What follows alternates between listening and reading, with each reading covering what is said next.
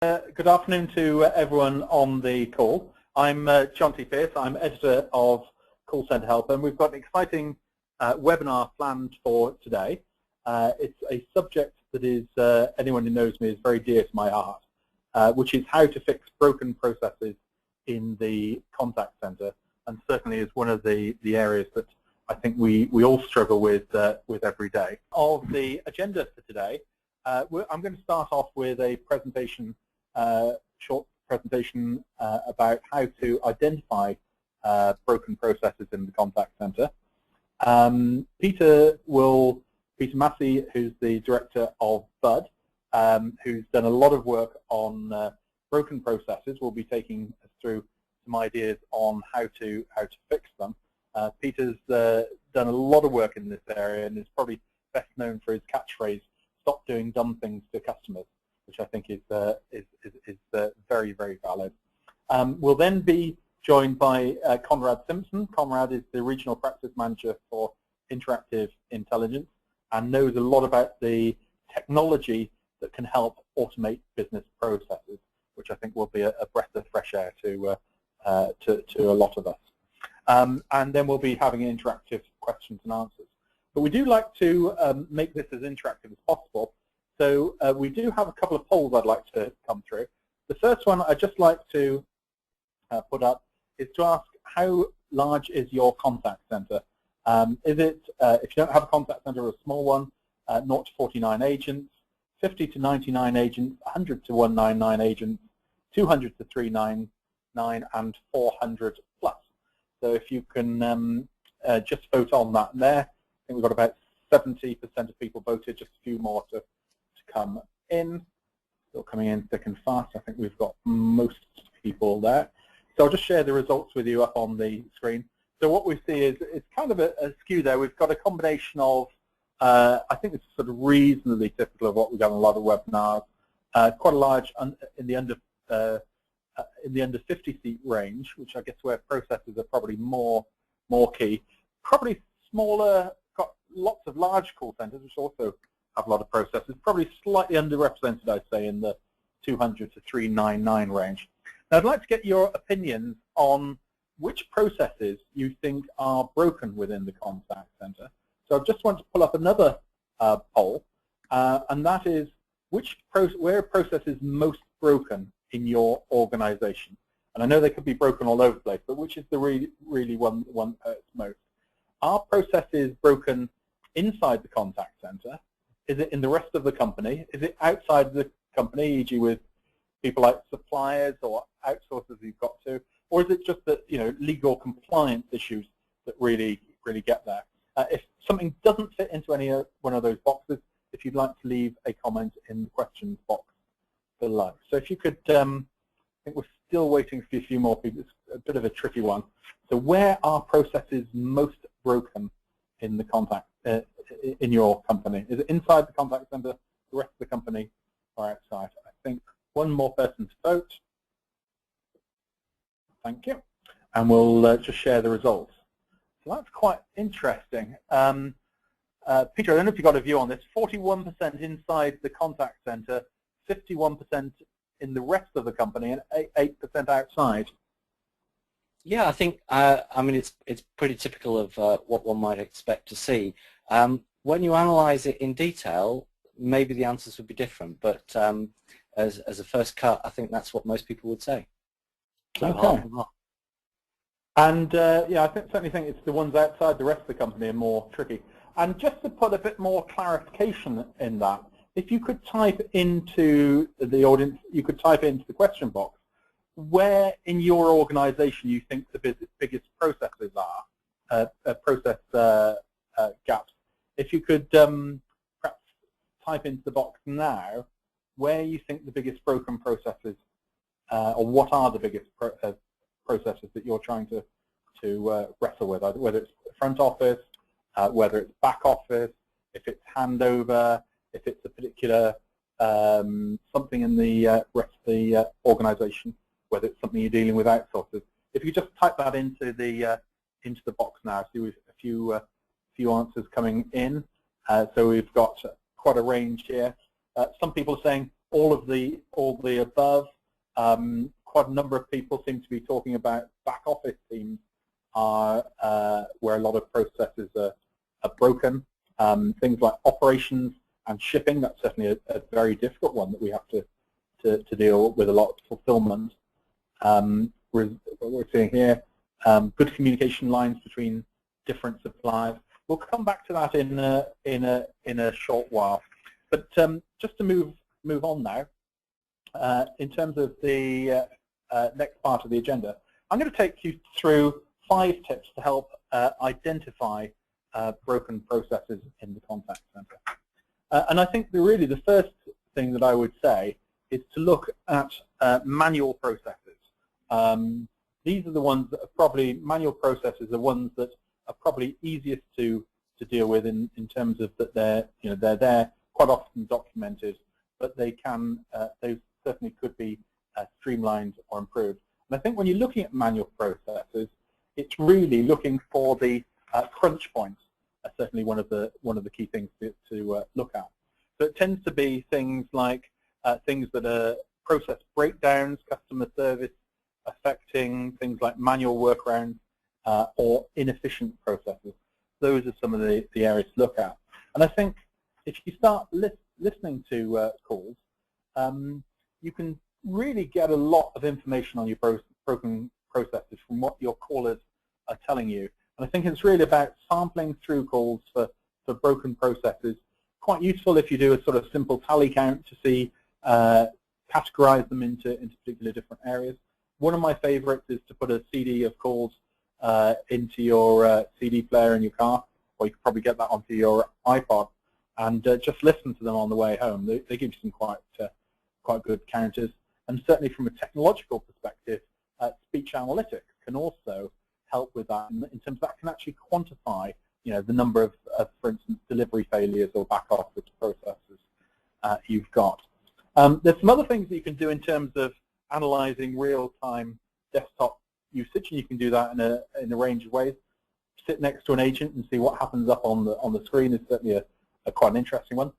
Video camera, you can have anything from a sort of simple screen cam to a video camera, and in a lot of call recording solutions, you have screen capture, which can be useful. And I think it's all about looking for some of the telltale signs. That things like desk jotters. If you're having to write an account number down by hand, that's often because it's got to go into another system in a different part of the process. Things like Alt-Tab to switch between screens or indicate sort of inefficient processes. Putting the caller on hold is probably the biggest one that I see. An awful lot of process time is spent with the caller on hold. And I think the other area I would sort of have a look at is to say, and this is a very new one, is what can social media tell you about, not necessarily what are the broken processes, but which are the most painful for your customers. Quite a simple way of doing that is to go to the website search.twitter.com, just type that into your browser, and you get a search box. You can type in your name followed by customer service. In this case, I've just done an example of one company I know that has lots of broken processes, which is O2, but I'm sure there are lots of other examples out here. So you type O2 customer service or your company customer service, and you see what comes up. And it doesn't take a great deal to. This is just in the last few days. People saying customer service failed for not unlocking my phone despite repeated requests. I've been waiting 96 hours to hear back from one of your managers. In fact, if you read through these, they all highlight to broken processes. And this was just a quick Twitter search on the first 2 pages. So it doesn't take a great deal to figure out some of those points. And in fact, someone got so wound up with a broken process that they actually built a website to go on about that. And so, and included in there was a sort of detailed piece saying, and a colleague had received a text from O2 saying her bill was ready, even though she'd cancelled her contract some time ago. So I think you'll see across the board, you've got lots and lots of different evidence of broken processes, and it's really about identifying that and tallying that up. That's a quick, very quick whistle-stop tour for me on that. Before we get into the next part of the agenda, I just want to highlight another poll, and this is quite an interesting one. Of the processes that you've got, how much of the processes in your contact center are not useful to the customer? So perhaps useful for internal reasons, but not useful to the customer. The answers are, and this is processes that aren't useful to the customer, 0 to 9%, 10 to 24%, 25 to 49%, 50 to 74%, and 75 to 100%. This is processes that are not useful to the customer. Wow, some interesting results coming in. I'll just let everyone share this. And again, if you've got any comments on this, please put it into the question box. So I'm just going to close that off now, and I'm going to share the results with everyone. And wow, this to me is sort of unexpected. The biggest one is on there is between 25 and 49% of the processes are not helpful to the customer, and in some cases much more than that. Conrad, you know, you've spent a lot of time on that. Does that surprise you? Yeah, I think that is it's quite a surprising response, Jonty. I suspect that from a contact centre perspective, being in the front line, a lot of agents are exposed to when the processes go wrong. And so I guess in terms of the poll, what we're seeing there is that that's where the issues are being manifested. Yeah, there's certainly a lot there. And certainly if you've got more than 25%, you fall into one of those categories in the audience. If you perhaps would like to, you know, highlight why, you know, perhaps give some pointers if you don't mind sharing those, of why you, you know, why you would think that might be useful. Interesting. Jonas has sent in a message saying, aren't all processes useful to the customer directly or indirectly? And I guess that on that one, not always. You certainly hope they would. So while we're getting some of those results coming through, we've got some quite interesting feedback coming through about where processes are broken. It seems to be getting some continuity of service offering amongst other suppliers, says Graham. Jenny has said communication between front and back office. That's certainly something that Jenny's fine, and I'd agree with. Steve has said billing and bill presentation. Billing, certainly in a lot of organizations, certainly, yeah, very, very broken. Julia has said all of the above. Quite an amount of back office teams. Pravin has said that handover is the broken one. Follow-up and continuity of processes started. And I guess this is one of the difficulties I find in a lot of processes. The process effectively gets owned by the customer, not by the organization, particularly once it goes outside of the contact center. Communication seems to be a common area. Repairs passed on to contractors. Certainly once it's left the company, becomes very difficult to do. Liam says it's quality training and non-revenue related processes, so quite a broad range. So a lot of food for thought. We're going to have some more food for thought now coming through from Peter Massey. Peter is the director of BUD, and Peter will now be talking us through how to fix broken processes in the contact center.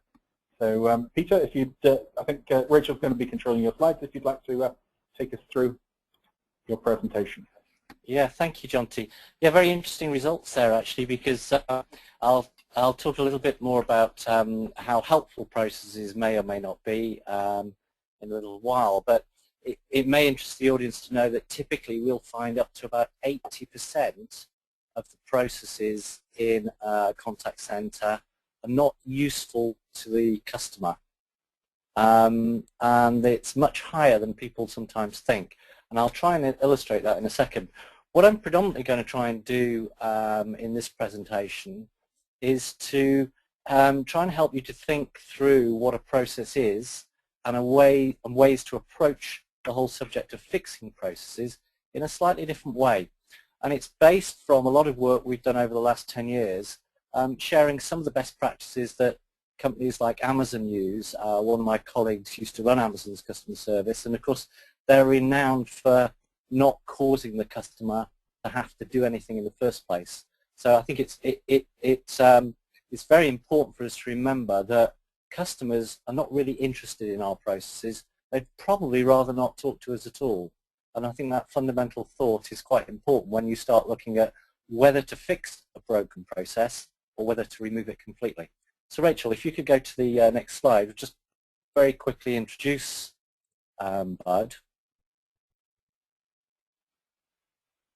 Some technology delay, I think, here.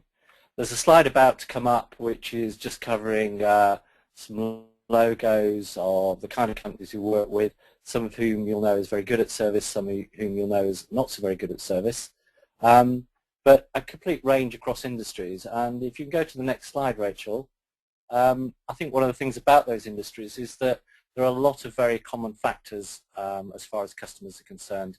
The kind of processes that we see broken are often the same. Jonty, you mentioned our passion. How do we stop doing dumb things to our customers and our people? Very easy to say, but very difficult to do, particularly in large-scale organizations.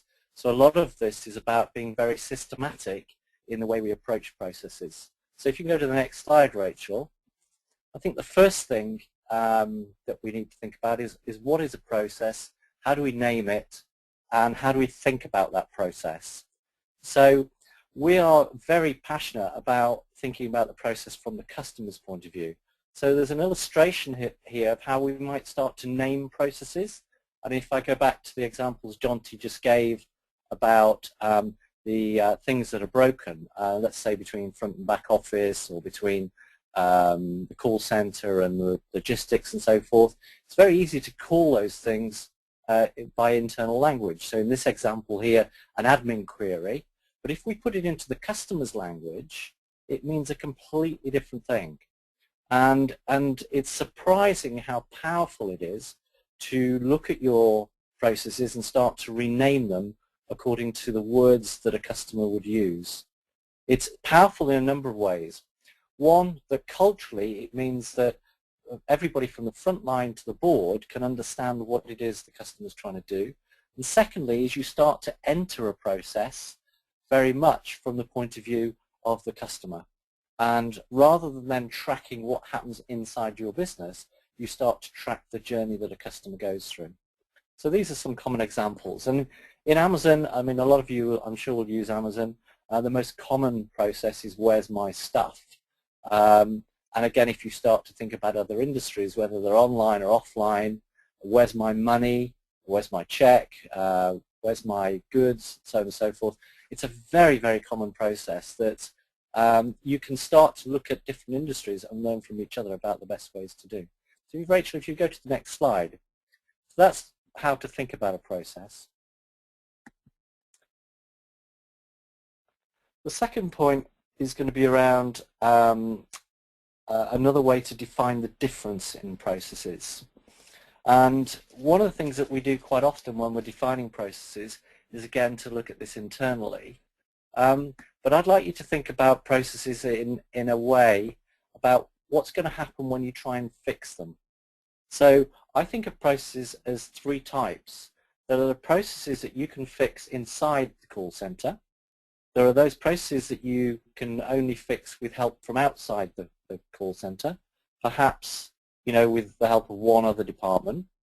And there are those which are more fundamental, the way in which the business operates, which quite often require quite complex or, you know, board-level decisions to change issues around such things as compliance or billing strategies, pricing strategies, things of that nature. So these three cartoons really are just illustrating those three types of problem. The first one with the tick, tick, tick, it's the way in which the call center is operating, which is causing problems to the customer. The second one with the call center ringing off the hook, very common problem where marketing or billing or somebody else sends out a lot of stuff that's got errors in it. Of course, the call center is expected to pick the problem up, but the call center isn't the root cause of the problem, and it requires going upstream back into the organization to fix the root cause of the problem. And the third one, the telecom one, I'm sure we've all experienced this. I'm on a fixed plan, but my bill never comes in on the fixed plan. That's to do with a fundamental policy of the way in which the business expects to take money off customers, and requires, board level type decisions on the way that we're going to interact with our customers. So if you start thinking about your processes in these ways, it starts you to think about where will I have to go in order to resolve or fix the processes, or indeed remove the need for the processes at all. So Rachel, if you go to the next slide, I think we just want to think about what is a fix anyway. So I talked briefly about Amazon. They have a phrase, or had a phrase called the best service is no service, which my colleague Bill invented when he was interviewed for the job by Jeff Bezos. He was saying, what is your philosophy towards service? What is it that you believe is most important? And the most important factor was that most customers don't get up in the morning thinking, oh great, I've got a list of call centers to ring today. I must ring these companies about these things. And actually when one starts to look, if you take off your business hat, put on your personal hat, look at your list of things to do at any one week, and you'll probably find that many of those things you'd rather not be doing at all. The letter that came in that was wrong, the bill that query that you've got because the bill wasn't clear. What's a credit and a debit on a utility bill? The online bill from your telco where you've forgotten the password because you only look at it once every 12 months. These processes are all designed for good reason, but they're not necessarily useful to you, and you'd rather not be spending your time doing it. So fundamentally, one's got to have an approach to think about why is this process here, rather than let's make it better. So Rachel, if you go to the next slide, I'd like to show you one way of addressing that. So what this slide shows is an example using processes in the customer's words. This is one from financial services, and it's a simple 2x2 with the value to the company and the irritants to the company on the y-axis, the value to the customer and the irritants to the customer on the x-axis. And if you look at the quadrant which is irritant, those are the sorts of things where you want to go back to root cause and remove the root causes and stop the things happening at all. Those are the dumb things that shouldn't happen at all. If we go to the top right quadrant, where there is value to both customer and company, those are the things where you want to free up your people from the other dumb stuff and get those people to have the right amount of time, the right amount of freedom to handle those contacts in the best possible way they can. And then the other two quadrants fall into the simplification and automate brackets. Very often what we see in businesses is people trying to improve or automate processes that shouldn't be there at all. And it's quite interesting, going back to those numbers in the poll, that we would typically see across the eliminate, automate, simplify, we'd probably see about 80% of the processes falling into those areas. And that's true across all industries. And we've seen that where we've worked with clients over periods of years, that over a period of 4 or 5 years, people are taking out something like 80% of the contact rate that they would otherwise have. And that makes a massive difference to the economics, but more importantly, it makes a massive difference to the customers and the amount of customer effort involved. So Rachel, if you could just go to the next slide then. I think one other perspective, you've heard me talk about customer the whole time, is that when you're looking at process, it's really important to start outside the business. Now, the little cartoon in here about Gary's weather forecasting stone, the stone, it's hanging outside on the porch, and the guide is if the stone is wet, it's raining, the stone is dry, it's not raining, and so forth. It's a bit of a joke, it's pretty obvious, but actually when you think about it, in most businesses, we are not talking to the customers all day long. We're not out on the porch getting wet. Whereas the call center staff, the retail staff, the van drivers, etc., those guys are out in the weather getting wet or not getting wet. And they know what's going on with customers. And so what's really, really important in any sort of approach to understanding the processes, understanding whether to fix them or remove them, and understanding what fixes might be, are to involve your customers and your frontline staff. Now the problem with that is it can involve an awful lot of information, and that can be hard to handle. But fundamentally, if you go down the pub with your friends and you have a conversation about your mobile company, your bank, your whatever, you can probably describe all sorts of things that are right or wrong with those companies. I know that my insurance company has a commission scheme that works in a certain way, because when I try and phone them to go through a quote process, the original agent will lock down the contact, so the second agent I speak to can't handle the contact because the commission only goes to the person who closes the deal. So the second agent has to talk to the supervisor, has to get the call unlocked, the case unlocked, and then I can talk to them. That's a lot of hurdles for me, a lot of hurdles for the staff. They know all about it, I know all about it, but does the business? That's quite interesting. So there's a lot of information we can use by involving staff in that way. So Rachel, if you go to the next slide. So there are processes that you can use, and in Amazon's case, they used a process called what our customers are saying. This is a quote from the original email when this process was set up from Jeff, saying, you know, if I were working on the front line, what would I know? What is it that would be obvious to me that's not obvious when I'm inside the business in that way? And that process of what our customers are saying is about taking the information from your frontline staff and using what the company knows, using it more widely and doing that very systematically. Now, if we go on to the next slide, Rachel, Jonty mentioned about social media. Social media is a good example of one of the many forms of feedback that are floating around our organizations, whether it's the quarterly surveys, the CSAT, the insight research, the internal suggestion boxes, and so on and so forth. The difficulty is not lack of data, it's actually for most companies a surfeit of data. There's just so much that one's got to have a very clear structure to be able to think about that information and be able to put it to use in fixing processes.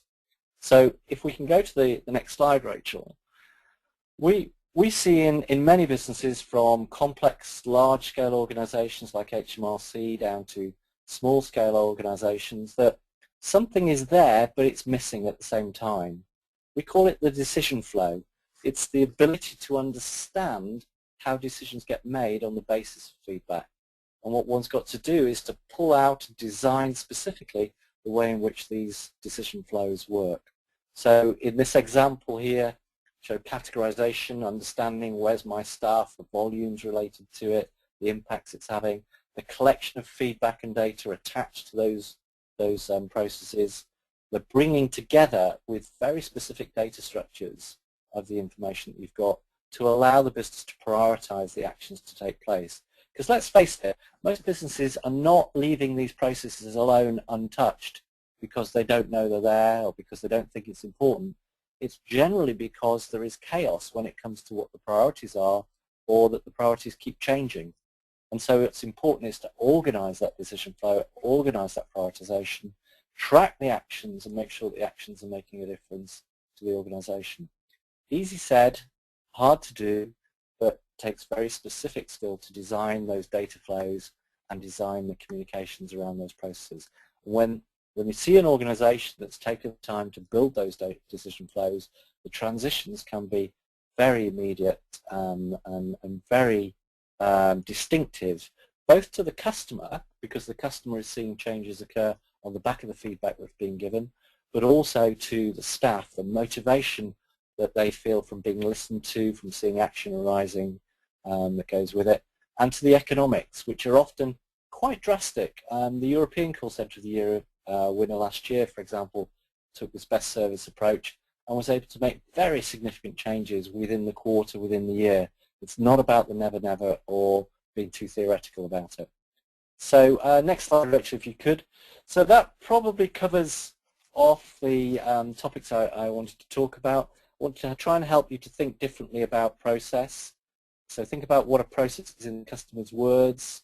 Think about the type of process it is when it comes to the origin of the fix, whether it's just for you in the contact center, whether it's plus another department, or whether it's more fundamental. So where are you going to take these decisions? Think about avoiding the process altogether. Best service is no service.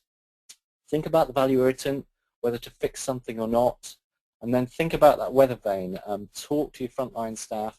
Use the information that they've got and start to build structured data from the information that they've got using the decision flow. Don't get stuck in that data mountain. So I hope that's covered everything that you wanted, Jonty, and I'll hand back to you. Okay, thank you very much for that, Peter.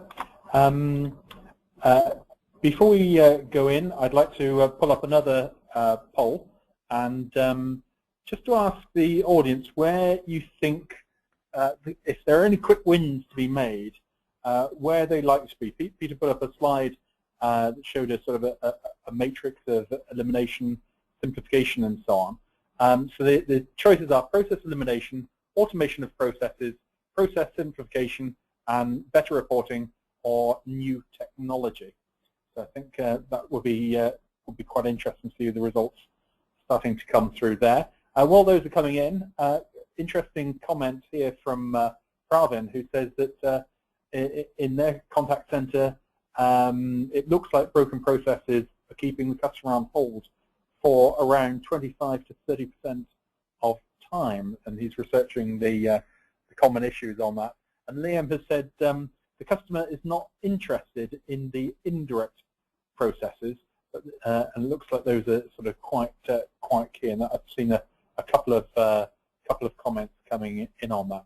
So just going to share the results here. And Peter, thank you for that presentation. Be interesting to see if these results tie in with what you've done before, Peter. 37% think process elimination there, 45% automation of processes, 63% process simplification, and about a quarter think new technology and better reporting could be a quick win. Does that tie in with your figures there, Peter? Yeah, I think the important thing here is not to say there's a right answer or a wrong answer. It's actually to do the maths. It's actually to look at your processes, define them in the customer's ways, take them through that value written. If you do that with your stakeholders, you can come up with some answers very quickly around, you know, not just the guess or the feeling, but you can build consensus around what the processes are and what the actual numbers are. And that's the first step to getting your management team around you to start acting on it. Wonderful. So just to pass the presentation across to Conrad Simpson from Interactive Intelligence. Interesting, 23% of you thought new technology could be a area for a quick win. So I think you've got a treat ahead as Conrad takes you through some of the areas in which technology can help process flow overall. So thank you, Jonty. Good afternoon, everybody. So my name is Conrad Simpson. I'm with an organisation called Interactive Intelligence. We are a global organisation. In the last 15 or so years, we've been helping 4,000 plus customers with challenges that they face in contact centre. And more recently, lots of those conversations have turned to process and process automation. And today I want to give you, I guess, our view around process automation, what it could do potentially for your business, give you perhaps some ideas to think about in terms of how you might deploy this technology. I think the first thing I'd say is that I absolutely agree with Peter's views, in that in an ideal world, of course, we would have a zero-touch, if you like, approach to customers, and no service would be ideal. But of course, in the real world, we know that that's not possible. Sometimes things go wrong, and oftentimes we are, in order to deliver for our customers, we are required to have a joined-up, I guess, approach, using not just our own internal resources and internal people, but also the resources of third parties, including people like partners, suppliers, etc. So I want to give you an example today of how we approach, as I say, process automation. I'm going to focus on two areas. I'm going to give you an overview very briefly of what's potentially possible and how our technology is deployed. And then I'm going to show you some examples of it being deployed in a particular area, and that's around how it would be deployed to help people automate processes. So if I think back to my kind of 15, 20 years in the contact center industry, I think we're very familiar in the contact center industry with concepts around queuing and economies of scale. And what we've done at Interactive Intelligence is take a lot of that experience and skill and try to apply it to process automation. And if you look at, for example, the examples I've given you here, concepts like queuing, first in and first out. That's been around in contact center for some time. It's a very, very useful way to approach automating process. Things like skills-based routing. Again, skills-based routing has been in the contact center industry for, I guess, probably 10 years plus. It can absolutely be applied to the way that we would approach automating process. And of course, as well as using those skills to deliver items of process to people in our business or third parties, one of the critical areas, I guess, is also reporting and monitoring. And anybody that's been around a contact center will know that we tend to measure things many, many times in contact centers, and statistics are not something that we're short of. As Peter's slide indicated, you know, the conclusion often is that we've got too much data. But it's useful to be able to apply some of those traditional contact center reporting and monitoring capabilities when you're looking at how you might approach process automation. And one thing I want to make clear here, as I said earlier, is that we're not just looking here at internally, you're in your contact center, we're looking at the back office as well, your third-party suppliers, as well as partners. We can look at automating process across all of those different areas.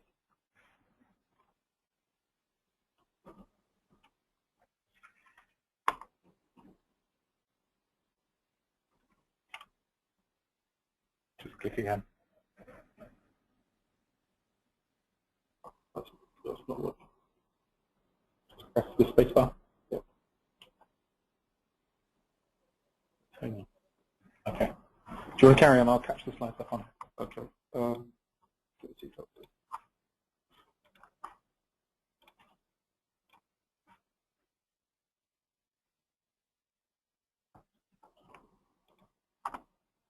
Okay.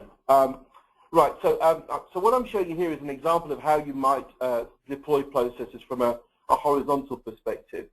And by that I mean examples of where you've got processes that could occur in any particular industry. And I'm going to use an example here of lead management in a sales scenario. If you think about, I don't know, let's say for example an insurance company. When an insurance company gets a sales lead in, there are a number of areas that they would have to automate, or potentially could automate that process. Whether it's the original contact with the customer, whether it's following up and collecting customer information to provide something like a quotation, whether it's actually chasing up on that quotation in terms of working out whether or not the customer is going to go ahead, whether it's accepting the quotation and actually producing a policy, or whether it's 12 months later following up with that customer to renew that policy. So we can automate processes in these particular areas, of what we call the horizontal areas. But we can also do that in what we call vertical areas. Okay, and I'm going to give an example here in the financial services sector. If you think about applying for a loan, there are a number of key steps that you would have to go through to apply for a loan from a bank or a financial institution, and we could automate many of those processes, from perhaps an original customer inquiry through to collecting things like the data that surrounds a particular application, maybe it's names, addresses, credit history, this kind of thing. Whether it's automating a credit check in order to establish whether or not that customer is in a position to be provided with the loan product, right through to accepting the offer from a customer perspective, and then finally sending the customer the money when the loan has actually been deployed. So don't really think about this as being in silos. We can approach this from both a horizontal and a vertical perspective. And I would say that if you're looking at automating processes, it's really about working out where the quick wins are, I think, to start with, and then looking at where you might use a horizontal or vertical process optimization exercise to deliver that.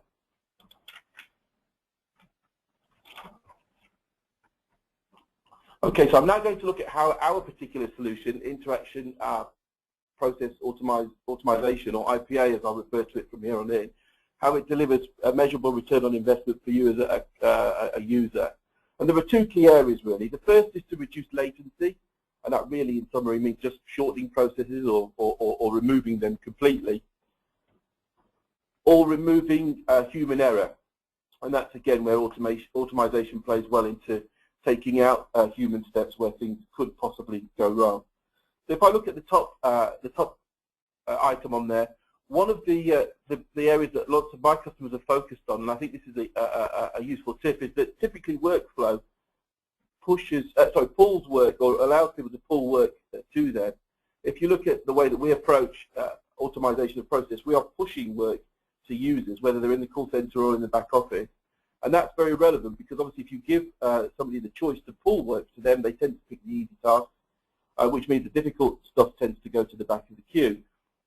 And also, I guess it's not really an equitable way to distribute the work. So again, because of our history and experience in call distribution, we are we're able to push work to users, which means that you know, A, where the work is going in terms of how the process might work, but also you're able to do it in an equitable way. We can, of course, apply skills to a particular item in the process, and again, that's very relevant, just as you would do with a traditional call center call. If the piece of work or process that needs automation requires a particular skill set, you can use a real-time decisioning engine to make sure that that piece of work goes to the best person who's able to take care of the item at the time. If we look at the two lower items there, human error, when we look at automating process, one of the biggest areas is that processes are often incomplete or inaccurate information has been given. I'm sure you've all come across scenarios where somebody's postcode is wrong or they've given an address detail that's wrong. And of course, if the process follows through to the following steps and that data is still inaccurate, what ultimately happens is somebody has to stop the process further down the line and go back to where the data and the information was entered. And that obviously wastes a lot of time. It certainly frustrates customers, and it wastes, as I say, time in your organization as you go back and fix these problems. So what we can do as part of process optimization is look at automating those steps so that things like entering data can be checked. And the last item there are automating decision points from human to system-based. If we don't need a human being, absolutely, let's get the systems to make those decisions. We're doing that fairly frequently now in terms of things like credit checking and other areas. So if you could take the human being out, then that's a great plan, and that goes back to Peter's point of being in a situation where no service is the best service. Okay, let's now look at management information. Call centers, as I said, have traditionally been places where management information, statistics, and measurement have been critical. And if you walk around a typical call center today, you'll see displays giving all kinds of statistics.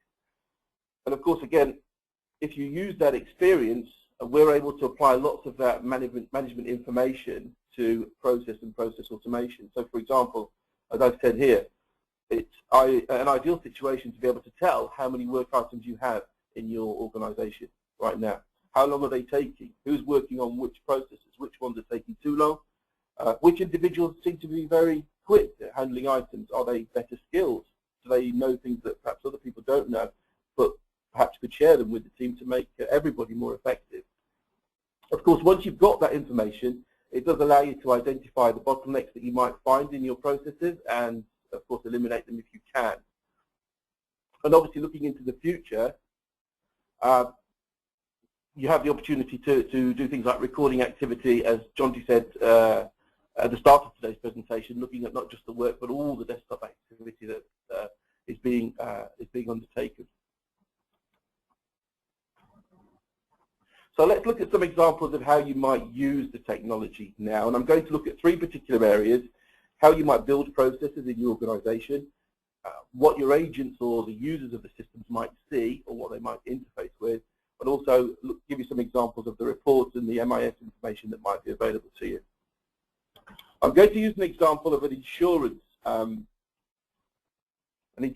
because that would be a claim that I guess, or a scenario that most of you will be familiar with.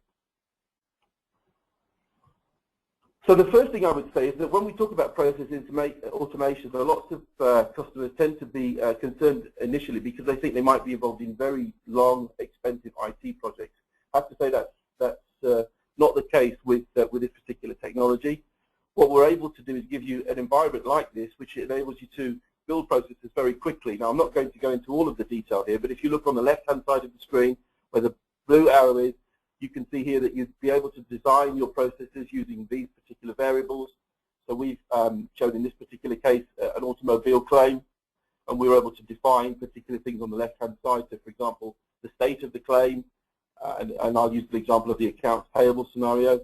we're able to further down define the tasks in the claim, and again we've got an accounts payable item there. We're also able to define particular work items, and so again in that work items queue you can see that there's an accounts payable form with the tasks and the states above that. In terms of the way the process is laid out, this is the sort of tool that could be used by a business analyst. You don't have to be an IT expert or a programmer or coder. And again, that's something that's very valuable, I think, in terms of being able to use this, not just to originally deploy processes, but also when you look at things like agility. Very often when I talk to customers in contact center, the one thing they want to do is to be able to move and change very quickly. And again, you're not faced with that situation. With this technology, you're able to deploy stuff very quickly. So let's look at how you might launch a new process. So we talked about an insurance claim. Let's move on to that now. So I'm showing you an environment here where this is a typical desktop application. This is in fact our application for call center. And you can see there that I put a red box around an incoming call. And this call is being delivered to the agent, Jason Carter. And you can see there the number that's calling into the call center and the duration of the call and the status of it. And Jason, in his conversation with the customer, will have realized that this is an insurance claim. And so Jason is able just to click on a button and launch an automobile claim, which will then obviously provide him with the necessary applications to start that process. So what would users see if you think about the call center environment? Obviously what you present to your agents is pretty critical. This is a standard desktop environment, as you can see. We've already talked about what would be presented in the My Interactions tab on the left. If we click onto the next chart, you'll see that there's a tab called My Work Items, and this is where particular items from a process would be presented. So you can see here that in this particular scenario, in the red oval that I've highlighted there, the claim from Jason Carter has been initiated, and the first item there is that we're looking at items being returned from a database. So this will be pulling that information about this particular customer, about their scenario, maybe about the vehicle that's being insured. So let's show you how users would work in the designed interfaces. So we had the scenario where that particular claim was initiated by Jason Carter. But as I said earlier on, sometimes things always go to plan. In this particular scenario, the customer has an insurance policy for $5,000 as a reserve amount, but we think maybe from looking at information around the vehicle that customer's car is only worth $4,000 or pounds, let's say in this case. And so you can see that this request has been pushed through to an adjuster and has requested that the adjuster authorizes a lower amount. So the work has come across from Jason Carter, he's requested the review, and the adjuster, having looked at this screen, will then be able to either accept that amount or decline it. So if we move on to the next slide, you'll see that that will be accepted. Now let's focus on reporting. We talked earlier on about real-time reporting. Here you can see just 7 processes in the contact center. Some of them automobile claims on the left, new auto insurance updates and order fulfillment. This is really useful information for your management team. Here you can see that we're showing the status of particular claims. You can see the claim we talked about earlier. The Jason Carter was working on, that's currently waiting for supervisor approval. Obviously this is really useful information for you to see what's happening real time in your contact center. But of course historical reporting gives you the opportunity to look back and see what's happened maybe yesterday or in the previous time period.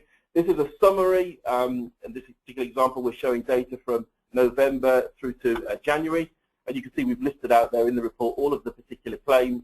And the one that jumps out on this particular page is the claim about halfway down the page, 10348. You can see that that particular claim's duration is 6 days, 23 hours, 31 minutes. There's obviously something gone wrong in that particular process. So this information is really useful to go back and see where things are working, or if the reverse is the case, where things are not working. And of course, you can drill down into these reports to enable you to get into more detail. And that really takes me, I think, to the end of my charts. Of course, we'd be happy to give you more information if you wanted to look at these solutions in more detail. Okay, thank you very much indeed for that, Conrad. Just flip across to the presentation here.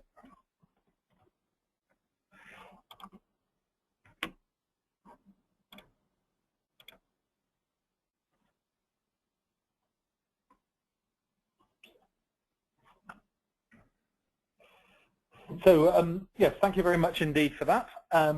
We're now on to the part of the agenda where we're going to take in live questions and answers from the audience. We've had quite a large number of questions and observations that have come in, so I think we've got some quite interesting comments here. The first one, which is a comment that I think might be interesting to you, Peter, is that Graham poses the question: how many senior people outside of the contact centre have measurable customer service objectives in their annual reviews?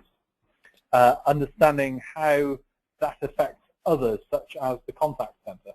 And I guess that's quite an interesting one, because I guess I saw that in the list, Jonty, and I pulled that one out straight away. Great question, Graham, because that's the place you want to get to, and it's not always easy to do. But if I would say that of the companies that we see, it's a smaller number in terms of anything around a customer service objective, but quite a large number around customer experience more generally.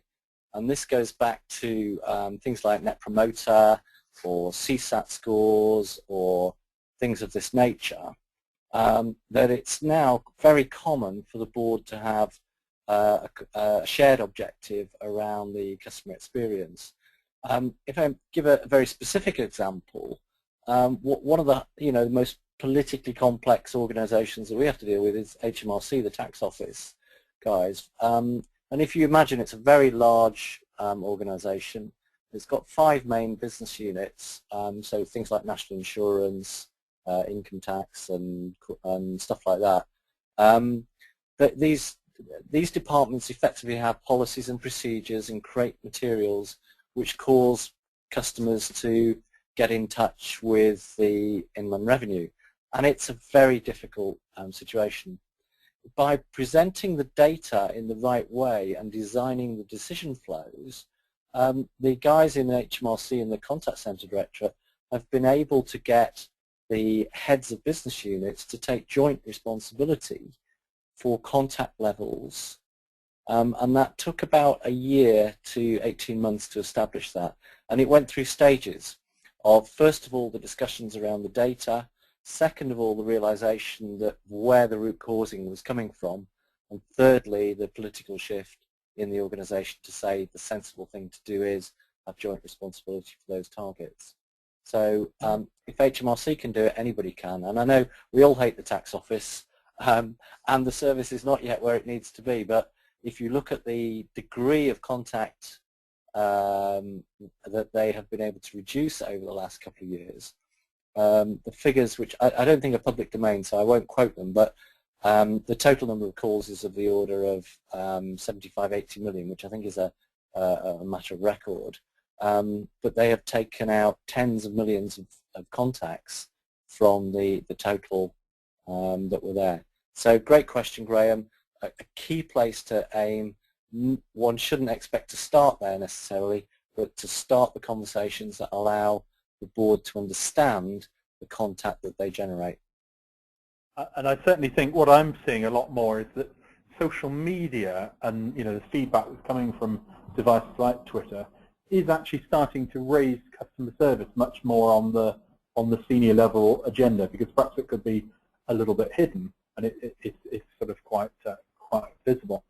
Thanks for that, Peter. We've got a question in from Kumar, which I think Conrad be interested to see your perspective on this. Kumar says, we have a problem with the customer satisfaction, especially with the IVR technology in their organization.